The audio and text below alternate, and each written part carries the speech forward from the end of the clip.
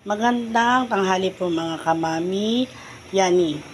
For today's video, ang ulam namin ngayon is leeg ng manok, guys. Ano lang to, guys, 120 yung kilo niya. Tapos 170 yung nabili ko.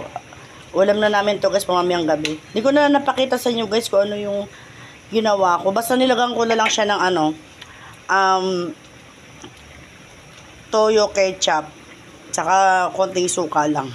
So, ang gawin natin dyan, guys, is adobong tuyo. Yan. Yan ang ulam namin. Patutuyuin ko pa siya, guys. Ngayon, di ba kanina, sabi ko sa inyo, kaninang umaga, so nagluto ako ng maliliit na parang sap-sap ba yun na ginain. So, ayan. So, may natira pa kaming sinangag. Ayan, guys. So, kaya nang kakainin ko mamaya. Kasi, tayo magsaya ng pagkain. Kasi, pangit yun. Malas daw yun sa buhay. Hindi naman daw. So, which is na pangit talaga. Kasi, pagkain, di ba? So, ayan guys. Ang tawag dyan is adobong lieg ng manok na tuyo. Awan ko paano bang ano yun.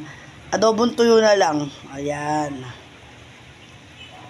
So yeah guys, kung kumakain man kayo ng tanghalian, kain lang po kayo, eat well.